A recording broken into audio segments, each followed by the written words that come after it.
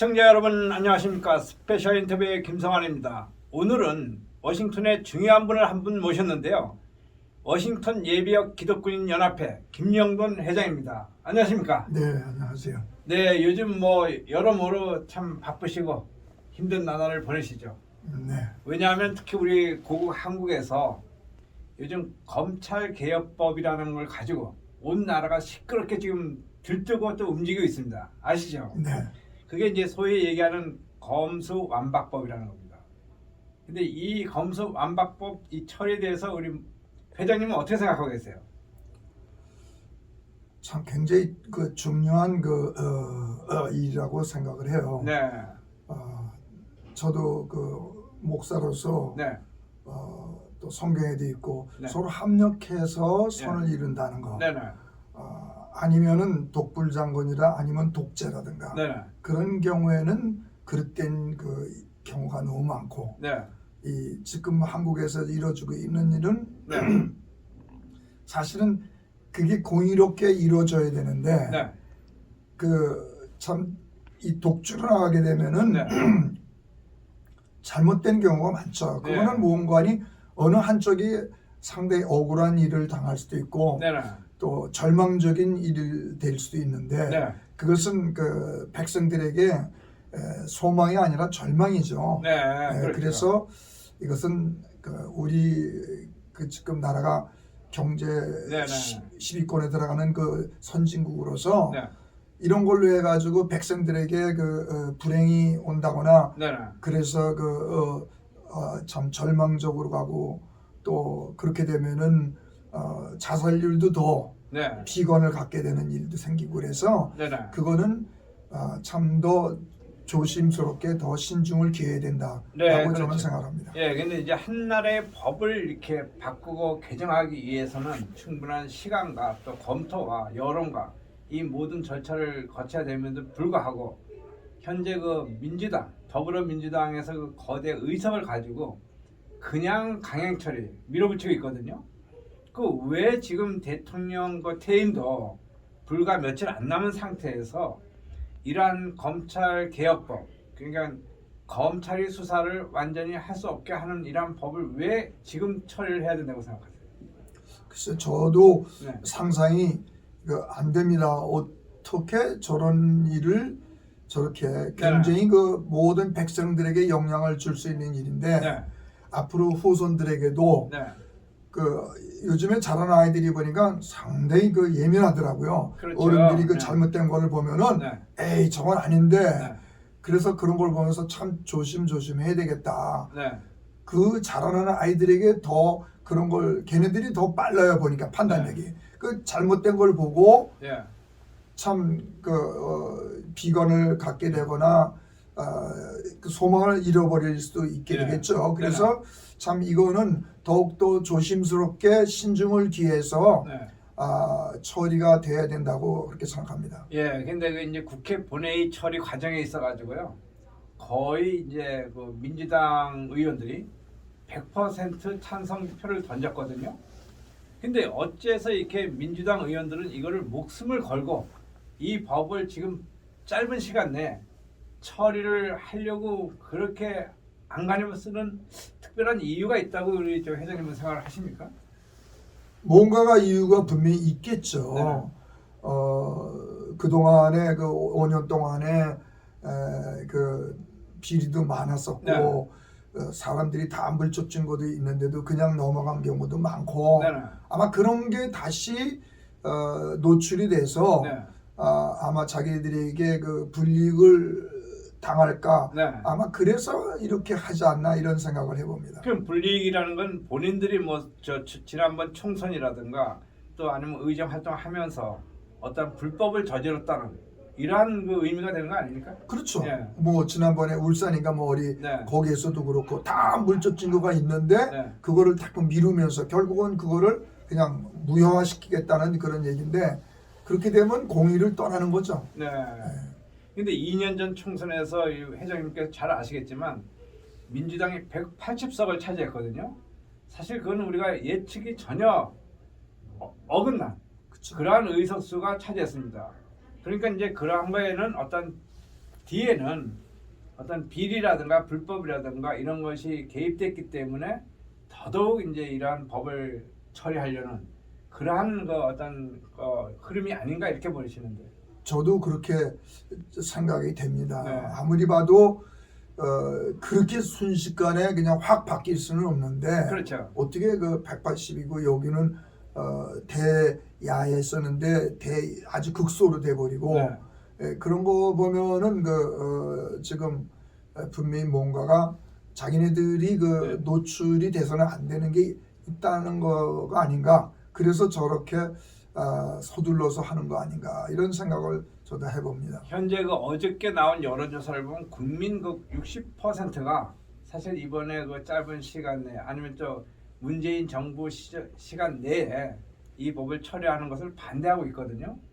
이 국민 60%가 반대한다면 어마어마한 높은 숫자라고 볼 수 있는데 그런데도 불구하고 이 법을 지금 처리를 하고 이제 대통령 서명만 나오는 이런 상태죠, 그죠? 네.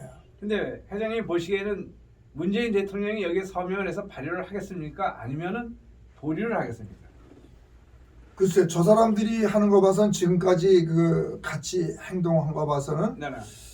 문재인 대통령도 같이 그렇게 하겠죠. 저도 그렇게 생각을 합니다.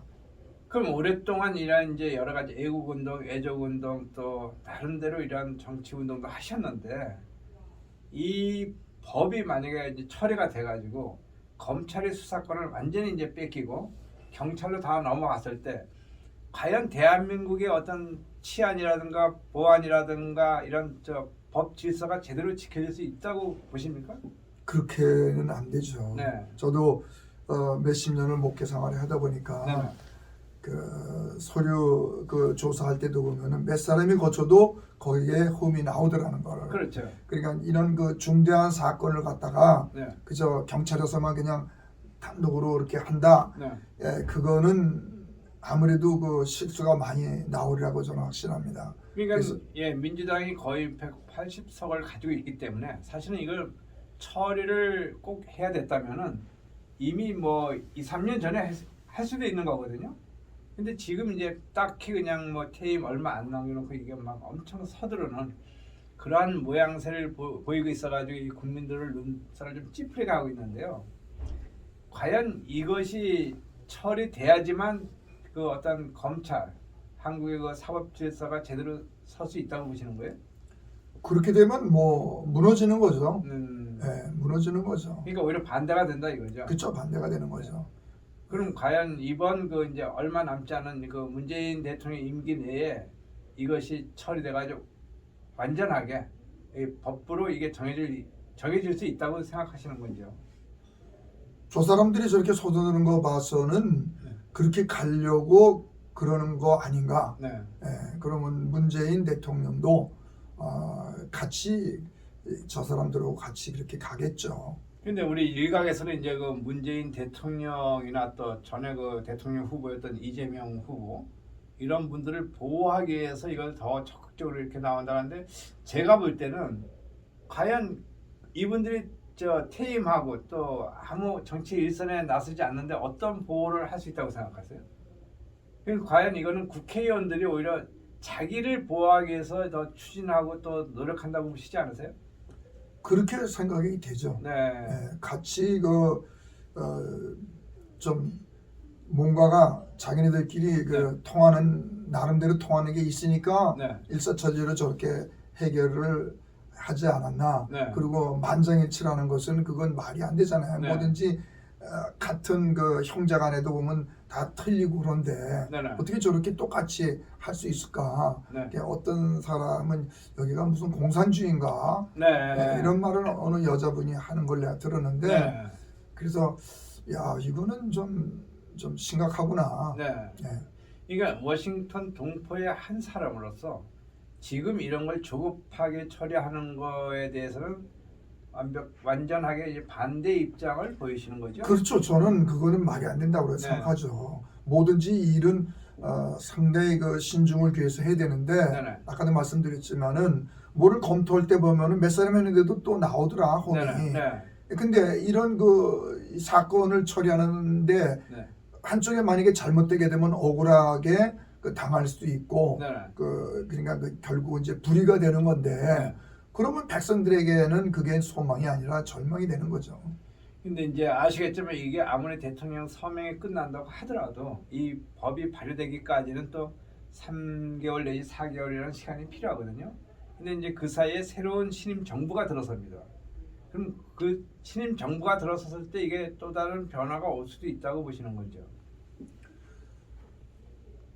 글쎄 나는 법에 대해서는 잘 모르니까 만약에 새로운 정부가 들어서서 그게 만약에 안 된다고 하면은 뭐 그거를 바꿔야 되겠죠. 네. 새로운 사람들이 백성들을 위해서 간다면은 이거는 뭐 무슨 일을 접견했을 때 그건 바꿔야 되겠죠. 그러니까 이 대한민국의 국민들을 위해서도 이 법이 졸속하게 그렇죠. 이렇게 처리되는 것이 결국은 바람직하지 않다 이런 말씀이죠. 그죠? 네.